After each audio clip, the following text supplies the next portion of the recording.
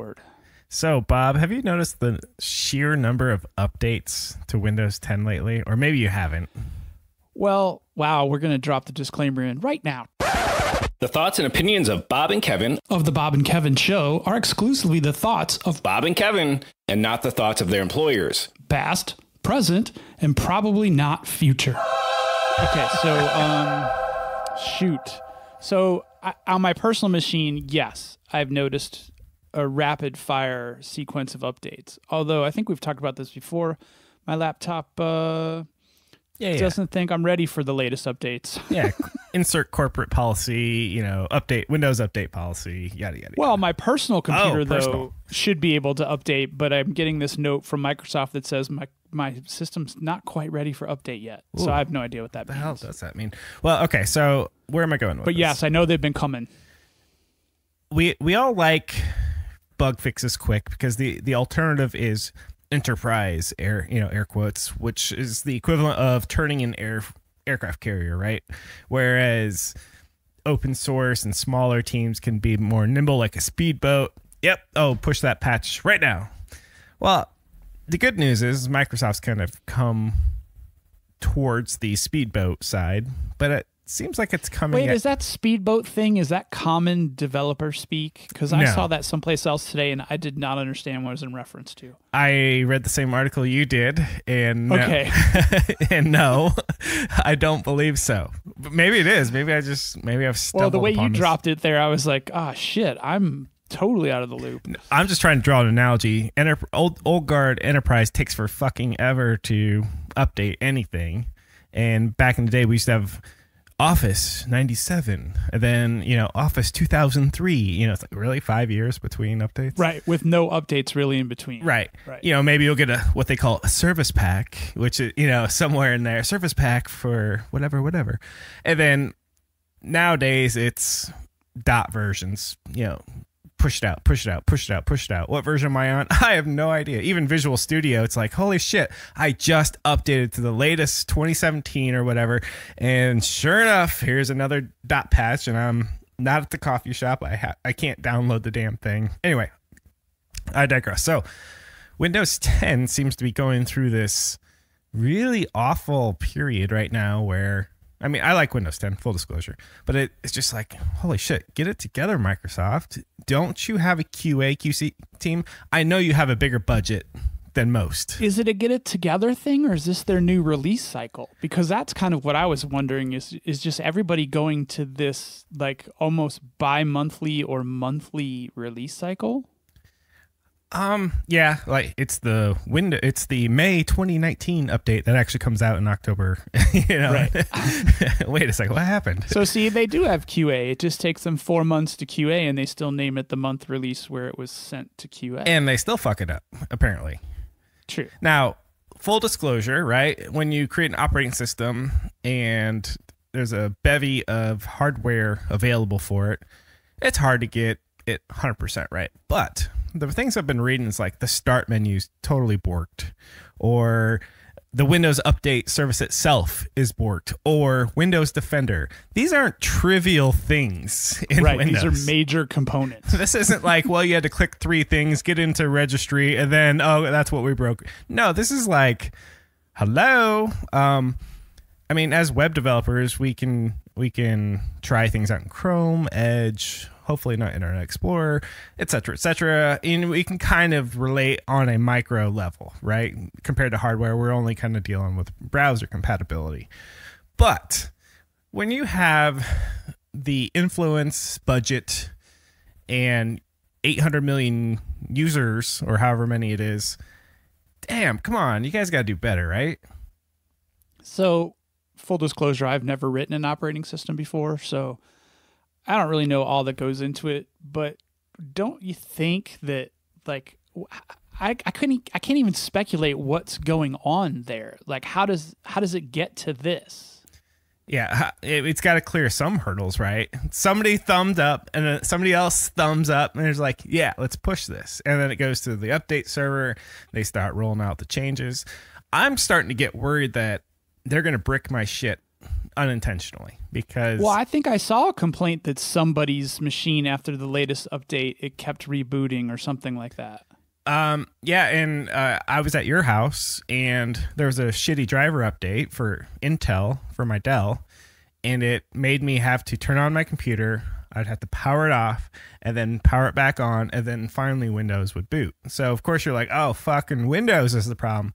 Well, you Google enough, it turns out some Intel smart whatever not so smart driver that was causing it. I roll it back. Hey, it works. And then what irritates me is, have you ever been on like a Microsoft support forum?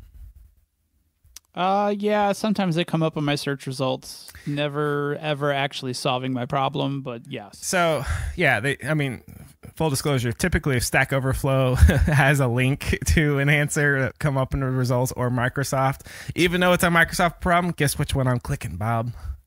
Stack Overflow. Amen to that. So, if you've ever been to a Microsoft one, it never gets, I've never seen an actual answer by whoever is supposed to be moderating, because they have like moderators, hey, thank you for dropping this in. And 9 times out of 10 is, we could not replicate, closed. Yeah, it's like, well, dude, that was like yesterday, and you gave the guy like no time to respond. And then now the trend is you got to vote. Hey, vote on this issue, and we might think about actually looking into this problem. And I'm like, I also don't like the way that those conversations are threaded, where the respondent has the full content of the previous poster's post. Oh, right. And it's like 6 posts of the same exact thing. All nested together, Yeah. Right. Watching or like, subscribed, but there's no input to the problem. It's just a copy of the problem. And then you get the 30 people that say, yeah, me too. Yeah, me too. Yeah, me too. And then sprinkled in there is the admin that says, oh, yeah, we can't replicate this still, blah, blah, blah. Or you'll get Have you tried rebooting? Have you tried turning it off and on? And then you get the, hey, have you tried this? How about this? How about that? How about this? Is any of this working? 13 tries later. No, it's still not working. No, it's still not working. And then, clearly an issue has been identified, and then the original poster gives up. It's like, you know what? I don't know. And then Microsoft comes along, oh, let's close this ticket. No activity. It's like, wait a second. The problem did not go away. Yeah, it's just like a graveyard of unsolved problems. It's just so bad. So it's no wonder why Stack Overflow, given all of the negative sides of Stack Overflow is pretty good at, here's the question, here's the answer, and let's all move on. And it's very right there, right? Can we delve into that a little bit? Because I always hear people like tossing shade at Stack Overflow, and I've never really been like, I don't usually post questions there because there's so many questions that have been asked and answered that most of the time my issue was already someone else's. Where does the anger and the vitriol and like the negative user experience that I always hear about, like, where does that come into play? Because I've never had that, but I guess I'm just a lurker. Well, full disclosure, I've only asked maybe 2 or 3 questions because, for the same reason, most of my problems have already been somebody else's problems, right? Which is great. But you have to be able to identify your problem. So that's still a skill, I would say. Hey, is this the same problem that I've got exactly, or is it something else?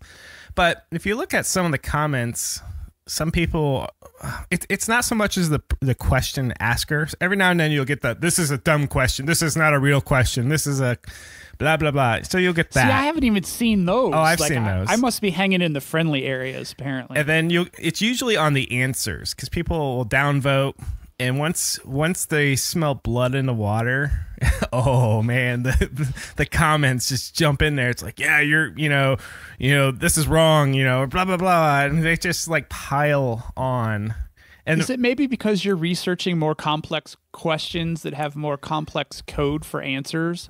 Like, do people say like, oh, this isn't solid, or this isn't, fill in coding Bible bullshit here?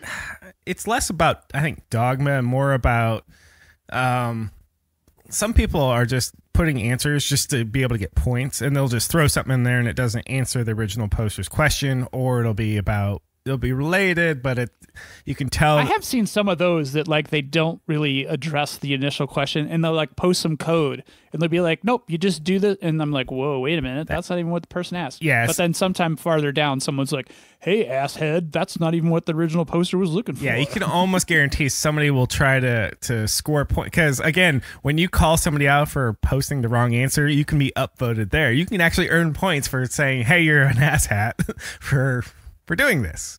But what do the points get you in Stack Overflow? So here's where I'm ignorant, but I've got a profile. I've got point, because you get points for, I think, upvoting questions. You get points for answering, and it's basically internet cred. So, different people are kind of like Stack Overflow famous. And oh shit, really? God damn it. Maybe it's like GitHub. Hey, here's my open source libraries if you'd like to hire me, or here's my Stack Overflow big brain number of points, right? So I guess that's it. Oh man. Well, hopefully if there's anybody out there that could explain that to us and maybe a DM, you could hit us up on Twitter. All right. So since we fell down the Stack Overflow Microsoft forums thing, let's close those two stacks off the those two programs off the stack here, and let's go back to Microsoft having issues, right? Just kind of slinging code out there. Shit, that's my bad. No, it's all good. But Apple released a new operating system or update. Well, I was gonna say Apple does this all the time. Well, Apple's got equal, if not just worse problems. So I think was Catalina. Is that their newest? I've seen a lot of shit talk about Catalina. Yeah, dumpster fire is the meme that I've seen often. But it's not just that; it's iOS too. I've seen a lot of headlines in my my little Flipboard that says, "Hey, if you're using this one here, your phone it can no longer make calls. Make sure you update." Or it's like who's quality checking that too? I thought that was Apple's thing. Hey, we charge a lot of money and you're going to get high quality, but that's kind of bullshit too, isn't it? It's very much so. And I'm trying to figure out like, all right, so is this industry wide symptom, or I mean like, but what is this? The symptom is releases that are bad and need to be almost instantly patched. What is the problem? Like, why is this happening? If I were to speculate, which, hey, that's what we do here. We are tech pundits. So if I were to speculate, I would say that there seems to be an immense pressure to push new features from both Apple and Microsoft. So I guess the market forces are saying, hey, you guys need to iterate faster. But when has that ever ended well? Well, maybe it's like the fear of missing out. It's the fear of maybe we're getting behind. The competition's beating us. Apple's got Android and Windows as competition. Windows basically just has Apple, right? Why would those be mutually exclusive, though? If Apple has Android and Windows, then why wouldn't Windows have Android and Apple? Because Microsoft's doing some business with Android, because now you can get Android on their new Duo, and they also sell Android devices in the Microsoft Store. Oh, so that's just product diversification for them, not competition. Probably, if you can't beat them, right? If Windows Phone can't beat you, I guess pick one of the others. Well, I think Windows Phone could be RIP'd forever, because if they're putting Android on the Duo, then I think Windows Phone is done. So, let me ask you, Bob, what do you favor?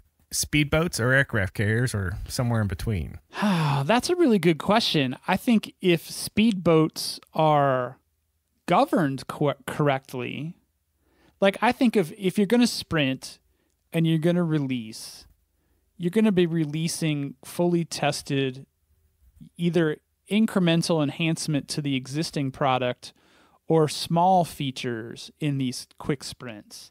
Like and I've seen software companies make this mistake over and over again. They have that sprint release tendency, but then they try to introduce major features in those sprint releases, and that's where I think things go south. So as a product owner, let's say you own Windows or own OS 10 or iOS even, a breaking change needs to happen. The engineers have convinced everyone that we all need 16 cameras on the back of a phone, and the only way to support those is to have breaking changes. So when do you slip those in? You slip those in for a major release. Okay, when do you do a major release? I don't know. I don't own a software company, thank God. Well, I mean, that's the things that they have to ponder, because unfortunately, or fortunate, well, depending on how you look at it. But if you're changing form factor and you're changing the underlying infrastructure because of that form factor, that only happens on a major, and you only release it when it's right.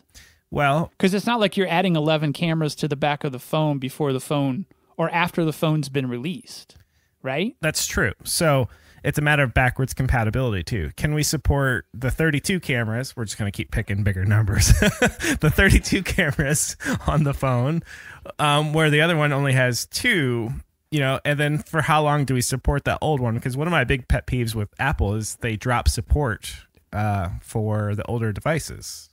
But you would have to, because if you didn't, your operating system would never be able to fit in a data center. True. No, I get that.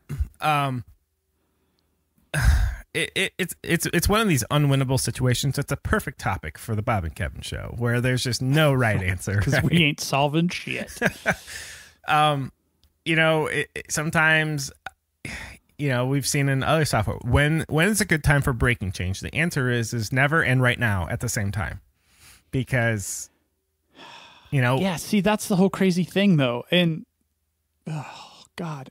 In those companies like Windows and Mac, or Apple, sorry, they don't run, you don't run a legacy version. You're either updating to the latest, or eventually you're going to be out of the market. Right, so they stopped making it. On a recent episode, we talked about a Windows 10 update. So Windows 10 itself, an intra update, is now no longer supported. No longer is it just, hey, Windows XP is no longer supported, Windows 8 is no longer supported, Windows Vista is no longer supported. It's, hey, that download you had from 6 months ago, actually, if you haven't updated in 6 months, we no longer support you, because you have to be on this version of Windows 10. See, and that part's weird, and I think that part is, I don't know, scary is not the right term, but it's just not secure.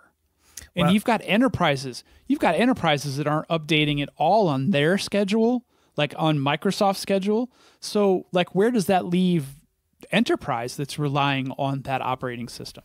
Bob, all you have to do is provide Microsoft with some money, and they'll be glad to support you, right? But they're not going to patch every machine in an enterprise outside of the enterprise's update schedule just because we throw money at them. Depends how big the check is. I guess you're right. I mean, I don't know. This all just seems very yucky, if I can use that technical term. So if we look at Google Maps, I'm just going to kind of completely sidestep. Oh God, hashtag triggered. Google Maps. They did the whole, hey, it's free, everyone use us, everyone depend on us, it's great, here's our API, now you can put it on your LinkedIn, Google Maps version 3 or whatever it is. Oh, now it's costing money, and everyone's like, God damn it. Doesn't Windows and iOS and Android and OS 10, they all do the same thing? Hey, be a developer, hey, do this, hey, depend on all this, use .NET, whatever. Oh, now we made a change. Sorry, we own the kickball. We can take it home if you don't like it.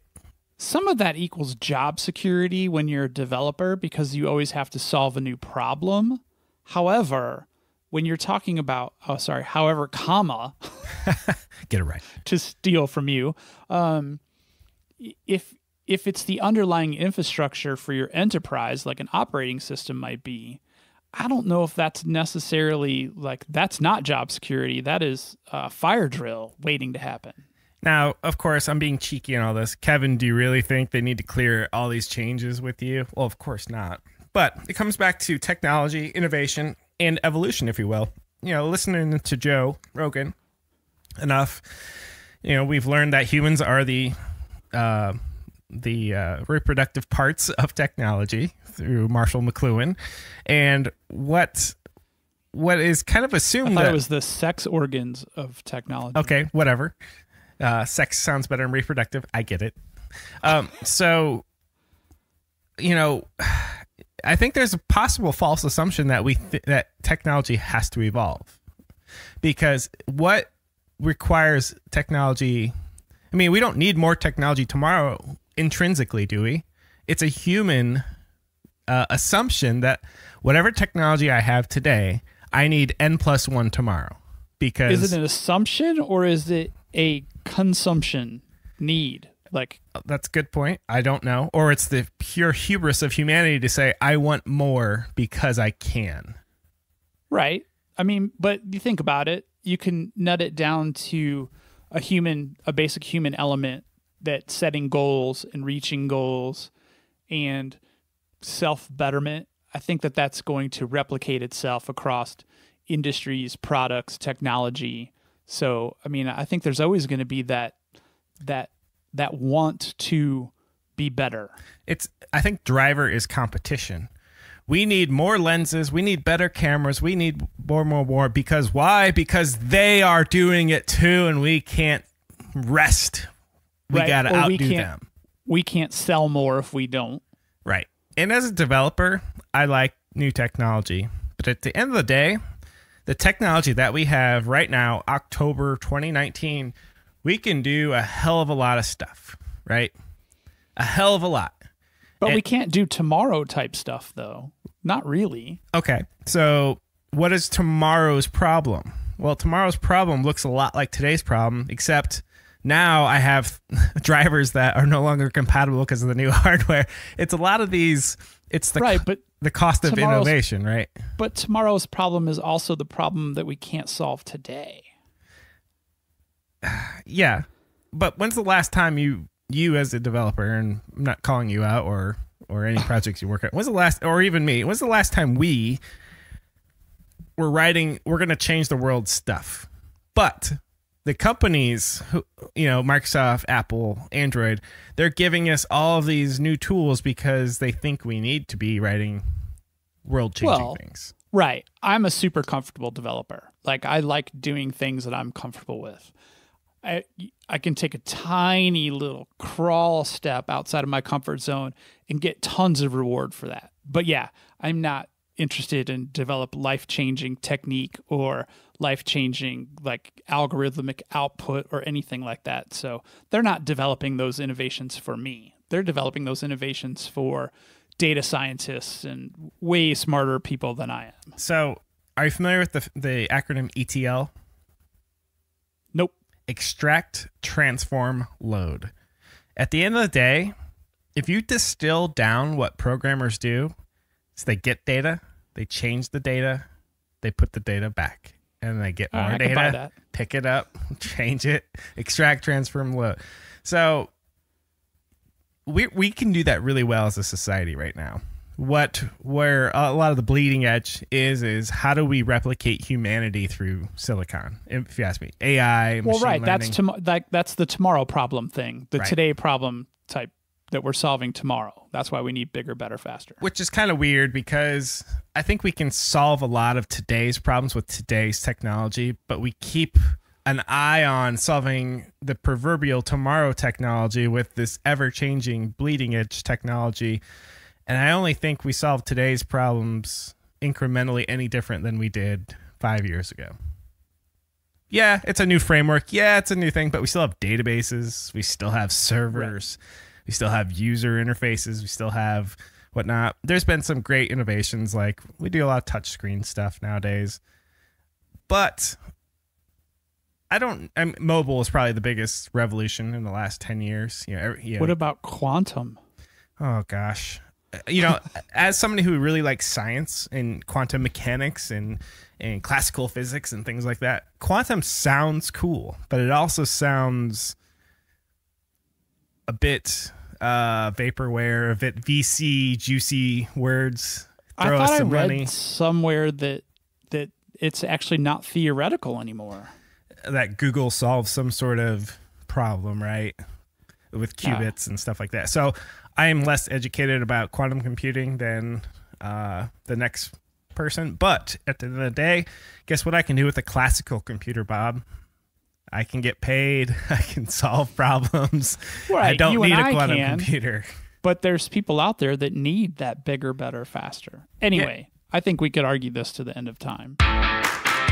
You are listening to the Bob and Kevin Show with Bob Beattybar. And Kevin Giescheski. Each week we cover relevant tech and social issues related to technology. Our website is bobandkevin.show. And our episodes can be found virtually on any podcast network. Be sure to follow us on Twitter, Instagram, and Facebook. Just search for Bob and Kevin Show.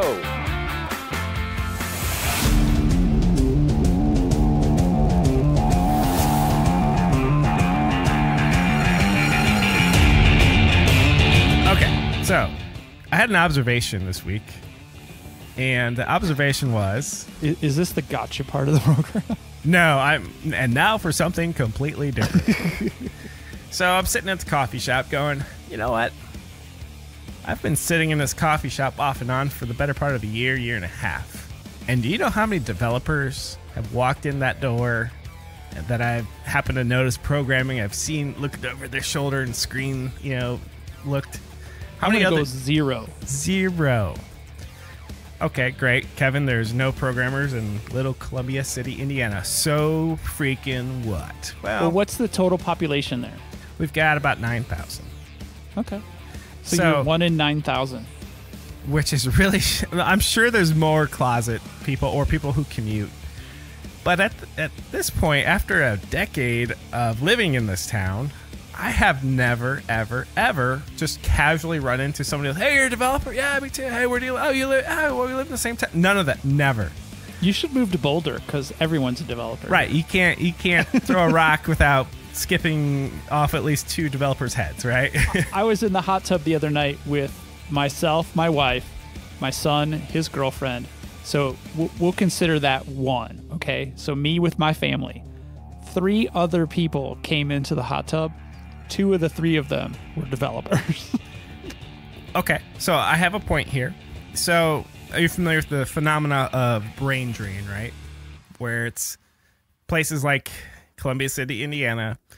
If you're smart, you go towards the water or the urban centers, right? Because that's where the jobs are and whatnot. Right. So, kind of back to our little technology riff we were doing there. In my mind, I feel like there's a bit of a urban/coastal bias as a consequence of the brain drain. So we have Uber as a company and a pretty cool app because it's an urban problem. We have DoorDash, which I used for the first time in Boulder at your house. Oh, really? That was the first time? That's First time right, ever. that was. Yeah, And then I come home and I'm like, hey, let me see what's available here. DoorDash is not available in your area. Do you have Uber Eats, though? Well, I'm sure It's the same diff. Probably, but I'm not going to try 10 apps to go, well, one of them will bring me McDonald's, because that's about all the choices we have. So my point is at some point, technology feels like it's being driven by urban problems and or geographically distinct problems, as opposed to, well, if we had 100 developers here in Indiana, we might make farming really fucking cool. I know it's farming, but... Well, no, it's funny that you bring that up because my old neighbor in Illinois wrote software and didn't develop the hardware, but pieced the hardware together from other providers to run grain elevators. So there is tech of rural areas. There is, and my brother-in-law, he was in charge, or once upon a time, he installed the auto-drive GPS where a combine and a tractor will, you map out your fields, and you still have GPS farming, baby. Exactly. Woo-hoo. Still have a driver in there for safety, but, so I'm not saying that there's not rural technologies, but do you think the rural technologies get put at the top of the list or the bottom of the list if all the developers are in urban and or /coastal areas? Well, I think that's a giant challenge for companies that are developing that farm-related technology, that rural related technology. And yeah, I'm sure that the tech deserts that are formed because of that make it super hard. So it was just a casual observation that, holy crap, I feel like the only developer in pick a big number of square miles, or at least the per capita of developers is very small where I'm at.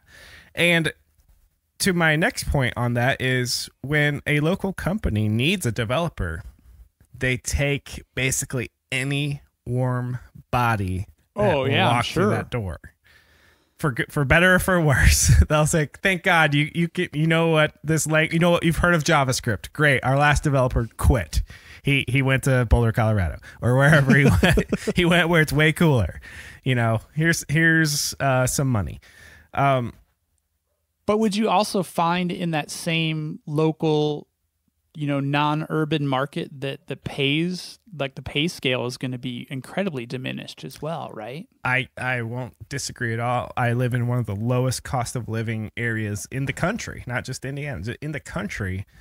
And the salaries are commensurate with that. So the local job market to me here is just laughable, because for what you would do for someone here could be as equally difficult as someone who's working at San Francisco job. But that San Francisco job's got the mega mortgage, where here, if you want the mega mortgage, it's totally optional. Depending on your appetite. Well, if you want to own your own compound, then yeah, you could go the mega mortgage route. I feel attacked. But that all makes sense, though, because you're employed by a company in a major metro, not in rural America. So, I mean, it totally makes sense that there's not developers just hanging out down at the coffee shop. I kind of actually look at it a little bit as a blessing that I had a hard time finding my first programming job here in the sticks. And so I took several jobs that were unrelated to programming, but have completely been seminal to what I think I am today capable of. Meaning, I worked for Walmart Logistics. I worked for a grocery, where we had to, Walmart had it all figured out. This is early 2000s. I worked for a wireless phone company right at the dawn of the smartphone era. And that was my first programming job. But knowing all that operational logistics side was very important coming into programming, because I see a lot of programmers out of college and all they know is design, frameworks, and whatnot. They don't know real life or like the operational side of things. So it's a blessing and a curse that we kind of have this brain drain sort of thing. But to my further point on that, meetups. I can't go to meetups, right? Because they don't exist around here. Well, how far are you from Fort Wayne, though? 35 minute drive. That's not super bad. No. Because, like, at home, or not at home, damn it, my home is in Boulder now. Back in Chicagoland area, if I wanted to go to a meetup, I had to go into the city, kinda. There was one closer to me, but it wasn't very big, so. Well, that doesn't bode well. So if you can barely get a Chicago meetup going. Well, there were tons of Chicago meetups, but for me, that was an hour away. So Fort Wayne's actually closer for you. It is, but it's a bunch of people I'd rather not probably associate with. It's because, again, we've got limited choice. It's not like we can, which meetup would I like to go? It's the meetup with the 5 people that might show up. Yeah, we had something similar in Batavia. We all just hung out and drank instead and didn't really do the meetup part. So anyway, hashtag problems of being a rural developer who's too stubborn to move anywhere cooler. There you go. Well, I think you're pretty locked in right now. So I am 100%. This is it. It's forever home. If you want Kevin, you're going to have me fly out to meet me, or you have to come to the compound. Well, so maybe you should just try to find like woodworking meetups or, ag meetups or something. Woodworking might be interesting, but ag, come on, man. No way. I'm not straws. I'm not a card carrying FFA member. I'm sorry. Oh boy. So I wanted to talk a little bit about politics today. That's a problem to me. Oh yeah. Did you watch the debate last night? I did. And we're not really going to talk politics. one of the questions that came up in the debates last night, so I think this was the 45th Democratic debate or something like that. There were 3,425 candidates on stage. You are fake news. So everybody got about 1.5 seconds to introduce their platform to the rest of America and the world. But a couple of the questions that came up toward the latter half of the debate, they all revolved around social media or big tech. But it was really about big social.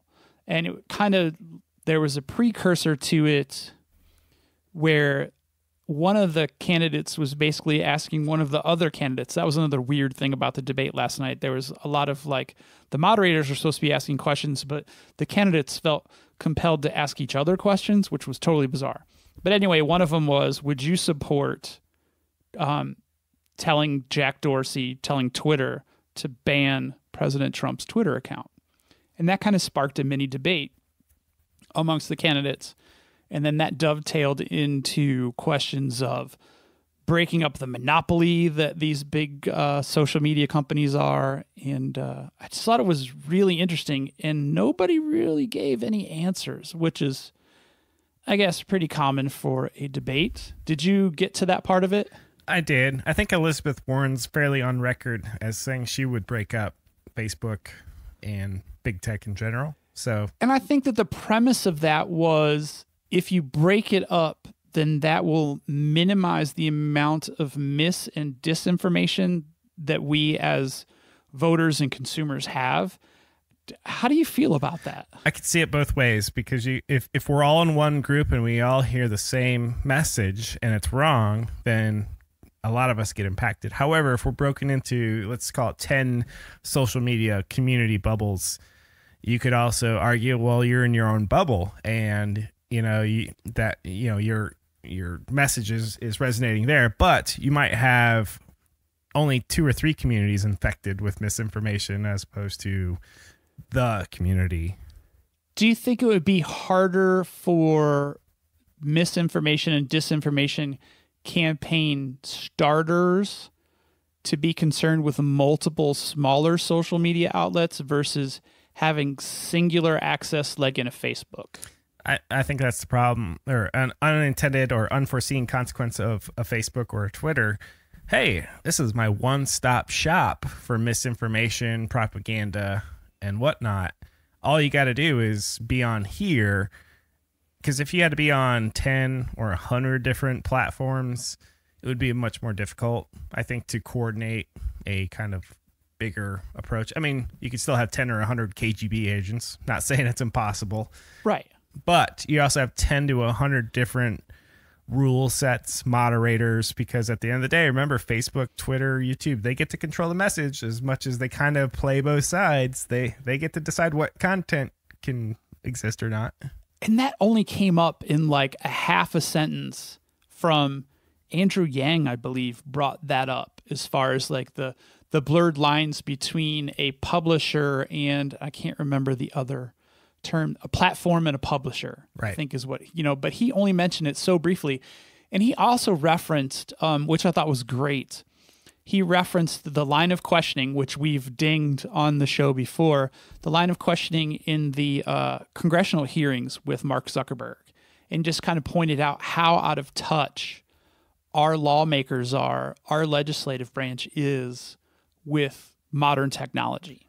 Side note, if any presidential candidates would like to come on the Bob and Kevin show, we'll fucking figure it out. Oh, I would love Andrew Yang. I know you're not listening, but I will definitely tag you when we release this episode. We would love to have you on because, as far as I'm concerned, one of the most tech-forward candidates that we have right now in the Democratic race. Donald Trump has shown his incredible. I mean, I think he has the best tweets. He could propaganda like a champ. Yeah, he's got the best Twitter skills, so he's obviously a very tech-savvy leader. We'd even have Donald on if he wants to share his message with the 40 to 50 listeners we get per episode. So did you see the video that apparently has been around for a year, but it shows Donald Trump shooting members of the media? It's a highly edited video. Yeah, it's one of those where the logos cover faces, and yeah, I saw a video about that the other day, and it's really been out for almost a year. Yeah, I read the backstory, and it's been out for a year, but it's just now gained prominence because it's just now been in the news cycle. And Well, they showed it at an event too, right? Like in a back room. They said it was an off the main room, but whatever. I'm sure it was on the big now screen. it's in the headlines, and YouTube is weighed in and saying it does not violate their terms, which is, again, Probably Twitter, because it gets filed under satire, right? I mean, or news. It's newsworthy because yes. So that's the problem with Twitter is. I'm making big eye at Kevin right now, so I think that's just crazy. So Twitter, their whole thing is well, you can't do X, Y, or Z unless we deem it to be newsworthy, and basically anything Trump does is newsworthy. So YouTube started to go, oh well, yeah, I guess we could kind of do that too, because if Bob or Kevin were to, promote this sort of thing through their video, they would certainly get banned. But since it's Donald Trump related, it's newsworthy. And some people were saying, well, isn't this, grotesque violence? And it's just, we got no place for this. And I believe YouTube also further said that, well, it's fictional.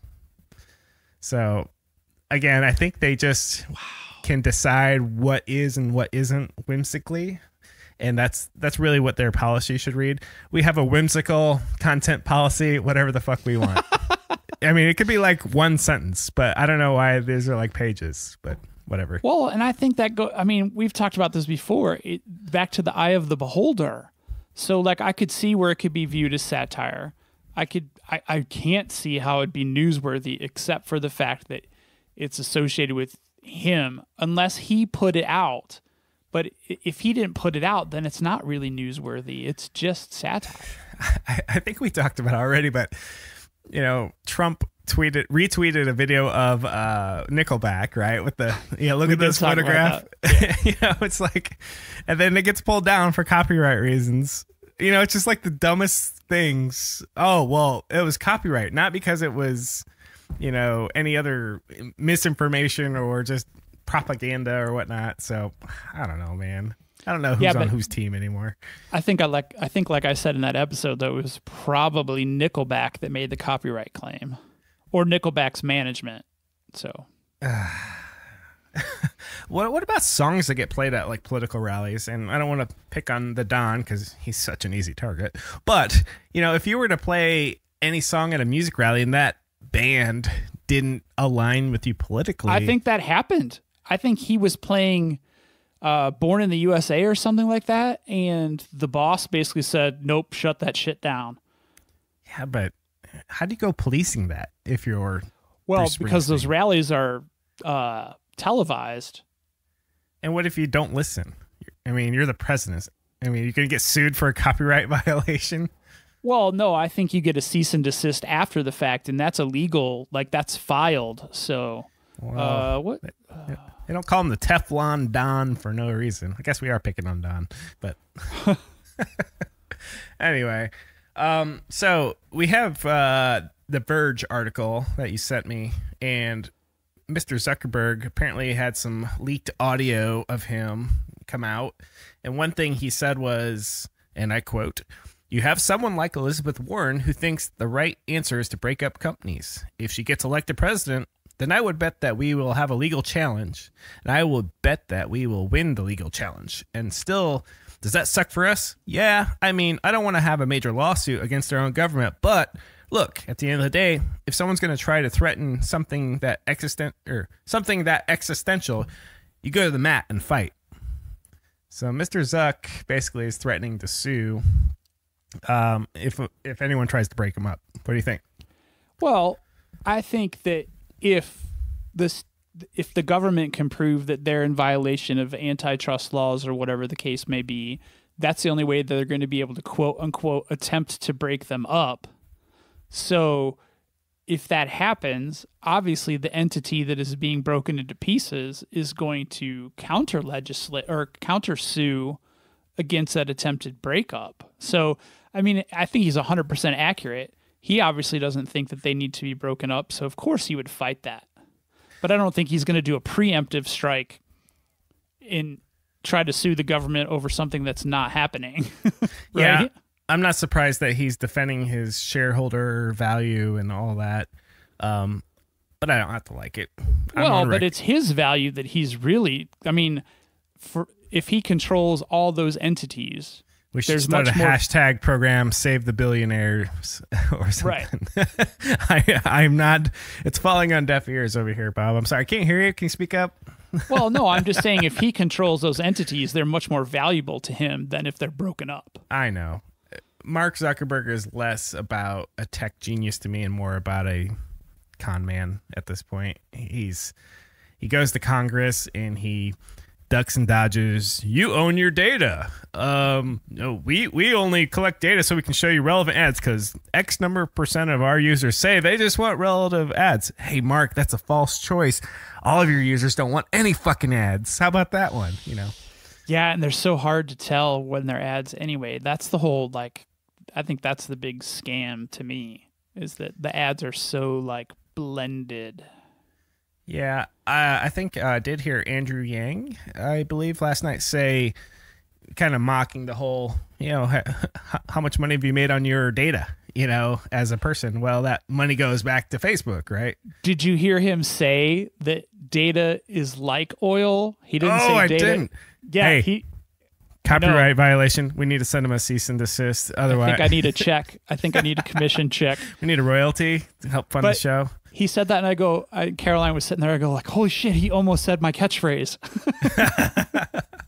And she was like, what are you talking about? And I'm like, it's a common belief that one of my catchphrases is data is the new oil. Whether that's true or false, yet to be determined. But so of all the things that they could have talked about last night, I did find it fairly interesting that technology came up at all because, we've got a lot of hot button topics in this country, and for you and I specifically, because we are a niche topic podcast on technology, but it did come up and I'm like, ooh, that's interesting. So I was actually very encouraged by that because I think it's important that our country's leaders start to acknowledge that technology actually has an influence on the direction of not just the country, but the world in a very strong way. Well, I think it's a reminder that as a human society, we've kind of forgotten the importance of media. When the Gutenberg press was invented and the Bible was distributed, that was a big shot in the arm for Christianity, and newspapers took over magazines. When we were younger, pre-internet, what Tom Brokaw or Dan Rather said was gospel. What we saw on the front page of our local newspaper was important, and all those things.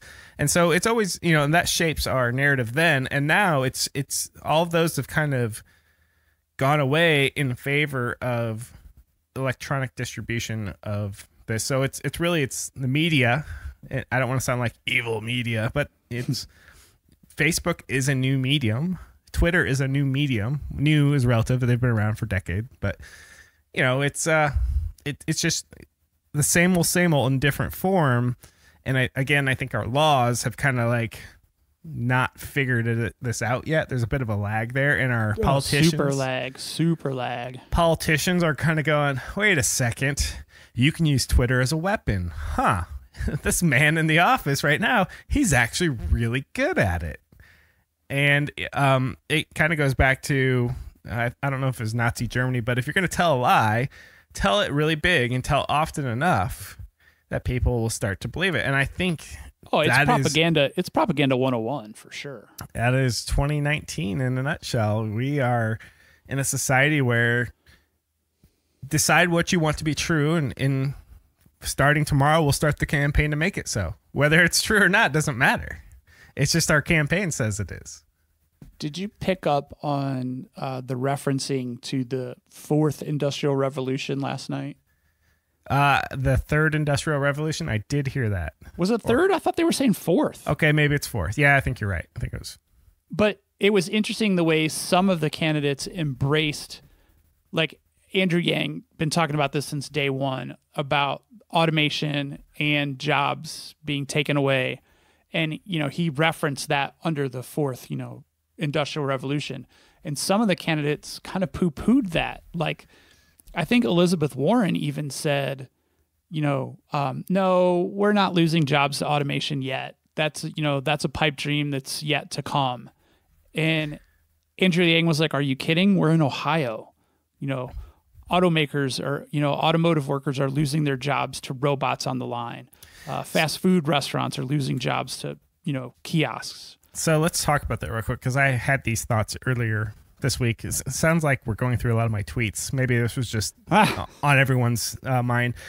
So I used to tour the General Motors plant in Fort Wayne in like 1989. I was a kid. It was really cool. And they had robots back then. It's going to do the welding. It's going to do the painting. Could do it way better than a human, more accurate, more safe. So on one hand, I look at automation and robotics as being great. Now, fast forward to 2019, you go to a McDonald's and you can order your food through a kiosk now, and then your food just kind of shows up. So clearly your user experience is a bit degraded, if you ask me, because but that's subjective. I prefer human interaction and whatnot. But where Even I'm at going McDonald's? Yeah, I used to work at a McDonald's, all right? So I like being able to talk to a person and, whatnot. But, maybe I'm just old guy. So if we fast forward a little bit, I've seen and heard some chatter that the Indiana Bureau of Motor Vehicles may one day charge to speak to a human. I saw you tweet about that, and I couldn't tell if you were talking about banking, because they tried that experiment in banking probably like a decade ago. Well, we have ATMs, right? I mean... Right, but they were charging a fee to talk to a teller, and people lost their shit, and then they backed away from the teller fee. To the state of Indiana's credit, we in the last 20 years, we've gone through a lot of reform with just the bullshit, the red tape, and to the betterment. You can't get your driver's license anymore at the bureau, or you show your documentation, you proof, and then they'll mail you your driver's license nowadays. Back in the day, you used to get it right then and there. You can't do that anymore. So there's some streamlining there.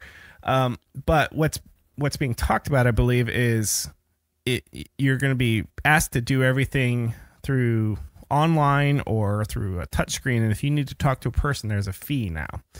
So if you look at the airlines, first thing you do when you get to an airport is you check in, if you haven't done so, on your phone already, and then you drop your bag off, and then it allows them to reduce their staffing. So I get the total business side. Have you been through customs lately? Not lately.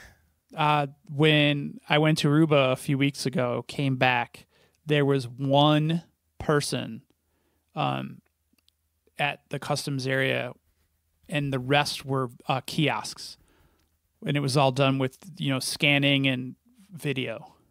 So there's positives to that, in terms of business. But what the job side of it is also, wait a second, that's my job. I want to be the McDonald's cashier. I want to be the airline person. I want to be the customs agent. Or I need to. So I can understand how we definitely have the actuality of changing or losing jobs, but I also believe that a lot of people, so I live in the Rust Belt, and for those who don't know what the Rust Belt is, that has a lot to do with the automotive industry, where you have the part supplier here, then you have the part supplier over there, then they assemble it over here at the plant. And when the car industry takes a shit or somebody goes on strike like they're doing right now, people, get laid off until they come back, and then whatnot. So they kind of go through a similar where they lose jobs. But I've always been the opinion of, well, as technology changes, as supply chains change, you too may have to change your trade, your skills and things like that. So as we get rid of cashiers at McDonald's, maybe you can be a line cook in the back, or maybe you're going to have to go to school and become something else. So I definitely see the concern with automation is taking away jobs, but it's also probably creating other jobs. So it's really I think that's the common theory, is that it will create some jobs, but they're going to be more specialized jobs. Yes. And to my earlier point, I can't throw a rock and hit a developer anywhere in this county. It seems like I would welcome more developers. Great. You're no longer a McDonald's person, would you like to be a programmer? Things like that. So a lot of people just don't know how, they're like, yeah, sure, I don't know how to go from A to B, Kevin, and I totally get that. So, well, or would you be interested in being able to learn how to service the digital kiosks? You don't necessarily have to be a developer. It just might be more of a technical trade kind of thing. If I go full on liberal here, I would say people in the Rust Belt, if you don't like just mindlessly working at the auto plant or making parts and then risking laid off, there's this whole green energy push. Get into installing windmills. I know people who do that, get into solar panels, get into whatever. You basically have to, the trades have to be aligned with where we're going with technology and innovation. And a lot of people are resistant to that for good reason. Why do I have to relearn everything? I went to school to be a welder. Now I've got to pay more money to be another trade. So innovation has costs. Automation has costs. And what we lose, we probably gain. But the people paying the tax to change are, or who pays the change tax is the people, is what I'm saying. Well, you can no longer be X, but you can be a Y. But to get from X to Y, yeah, that's up to you to figure out, buddy.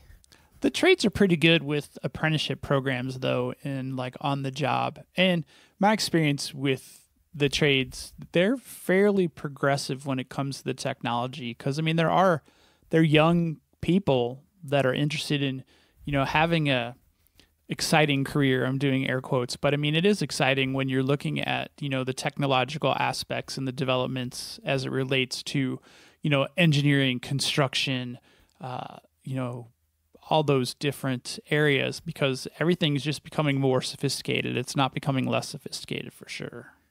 Yeah. Because it comes back to the driving forces is competition between the companies to outdo each other and to out-tech each other, to constantly then have to constantly patch everything, yada, yada. It's all tied together, isn't it, Bob? Yeah, in the tool sets that they use, everything is, electronic. You're not finding, many analog instruments for those trades. There's a lot of digital instruments because the technology that's, behind what's being built is digital. So, yeah, innovation is driving a lot of things, and I think that it won't leave a void. It is kind of leaving a void right now, but I think that will open up an opportunity for lots of other advancement to fill that void. I feel like growing up in the 80s, in the 90s, that things were way more stable in terms of things were evolving, but at a much, much, much slower pace. Nowadays, if I blink, I've missed two patches on my operating system. It's like, what the fuck? Yeah, the ramp is much steeper now. And I don't know. I guess I'm lamenting and wish for a earlier time when things were a bit slower. But right now, it's simpler time. Oh, yeah, that's a pipe dream.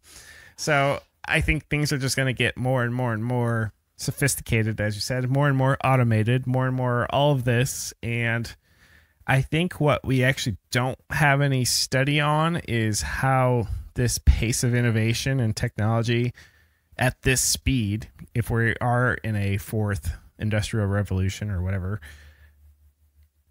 where's the evil, where's the things that are going to get us that we just don't know about yet? Where's the evils in all of this that, dang, if we would have known back in 2019 that such and such and such. Well, some of the evil is going to be, in relation to that, the propulsion technology that keeps coming up when these alien videos or these UFO videos get declassified.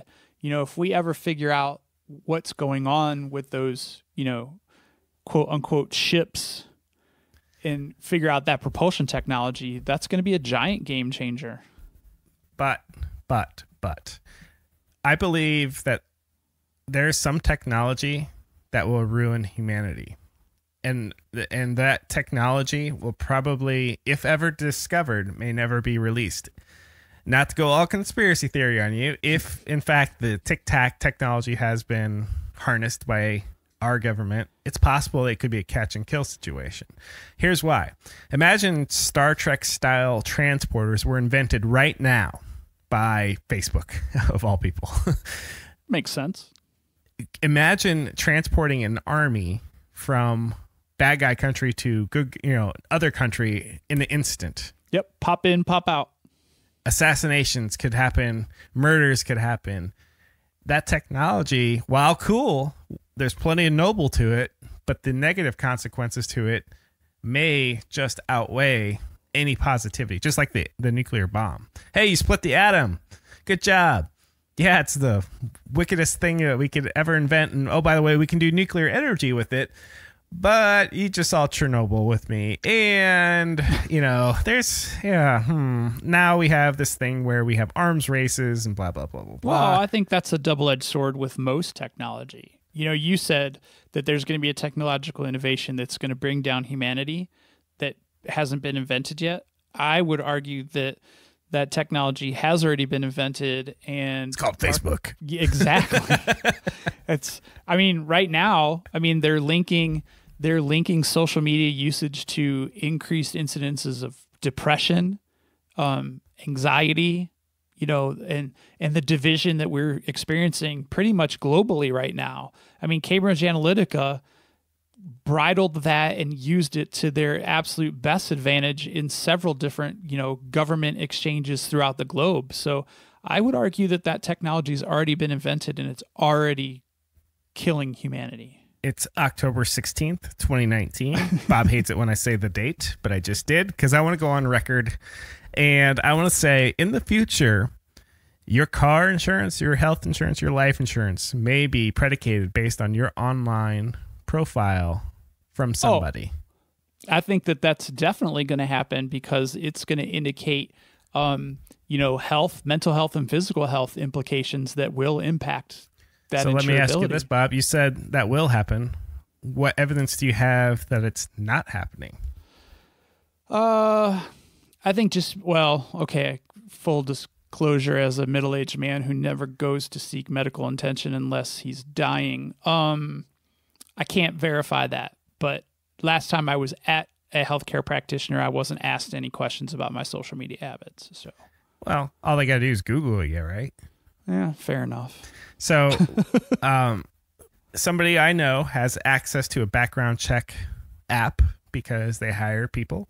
And he was like, hey, check this out. I'm just going to put in random name.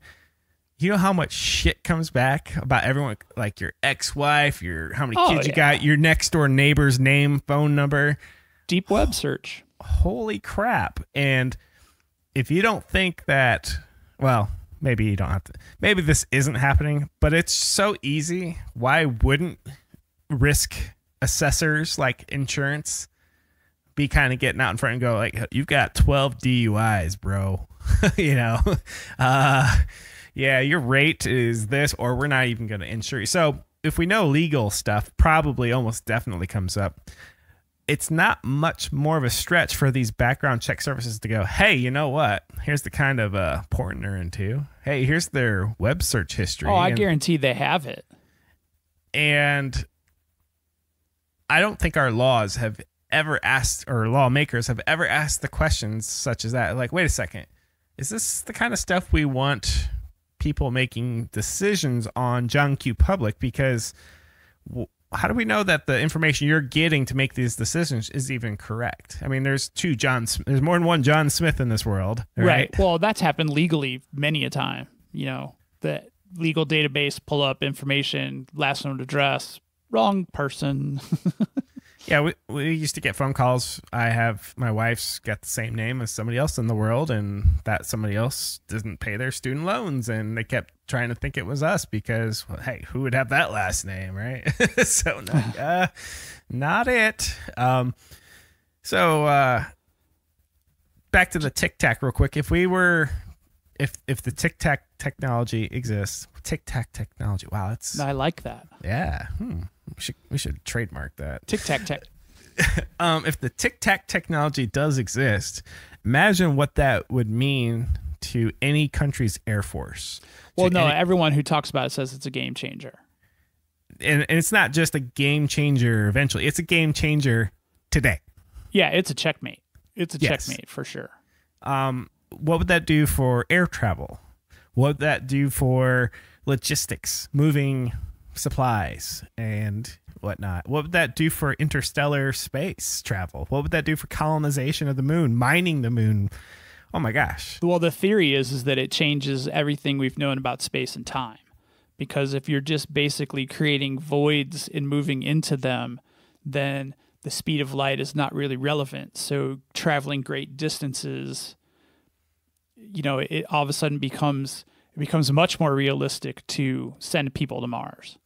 I was listening to and beyond. An old Joe Rogan with Lawrence Krauss. Are you familiar with Lawrence Krauss? Name rings a bell, but not. Standard talking head physicist on pick a TV show. He's the hired expert. Yeah, he's a cohort with Neil deGrasse Tyson, Sean Carroll, physicist type. So they were talking about the laws of the universe, and again, Joe was just kind of looking your standard, what is going on? Just not understanding. But basically, he was saying if